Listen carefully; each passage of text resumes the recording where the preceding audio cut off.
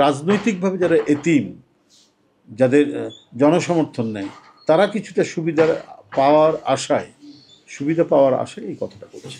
PR কি, proportionate রিপ্রেজেন্টেশনটা কি, এটা তো মানুষ অনেকে জানেই না, বুঝতেই পারে না। আমাদের সোসাইটি মানে গণতান্ত্রিক উন্নত সমাজ ব্যবস্থা যেভাবে গড়ে ওঠে সেই ধারাবাহিকতা নাই।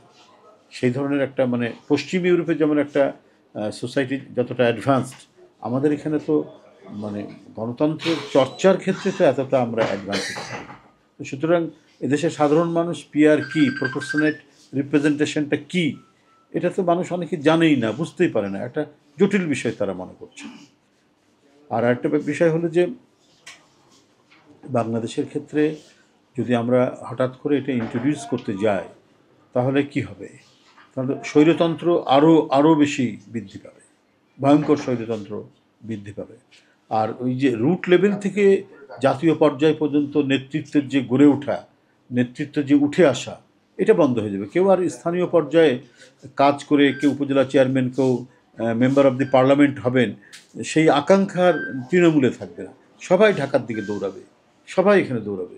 তার ওই ইয়েটা কি বলে যে নিজের এলাকায় জনগণের মধ্যে কাজ করে এবং জনগণের সাথে সম্পর্ক রেখে নিজের নেতৃত্বকে প্রতিষ্ঠিত করা, সেইটা বাধাগ্রস্ত হবে। ধরনের এটা এই মুহূর্তে জটিলতা হবে। আমরা ইউরোপে যেটা দেখি, যেমন জাপান তো একটা উন্নততর সমাজ ব্যবস্থা, সেটা অনেক দিন ধরে আছে, গণতন্ত্র অত্যন্ত স্ট্রং।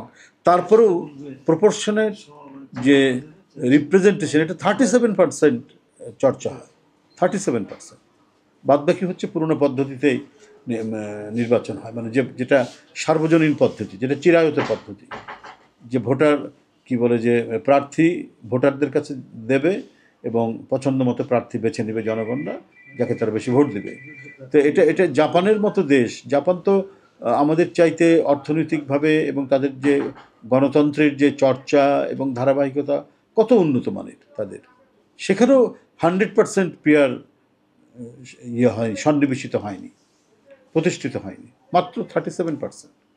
তো এটা তো মানে আনফর্চুনেট। শুধুমাত্র একটা জটিলতা তৈরি করা, মানুষের মধ্যে বিভ্রান্ত তৈরি করা, এবং সবচেয়ে রাজনৈতিকভাবে যারা এতিম, যাদের জনসমর্থন নেই, তারা কিছুটা সুবিধা পাওয়ার আশায় এই কথাটা বলছি। ধন্যবাদ।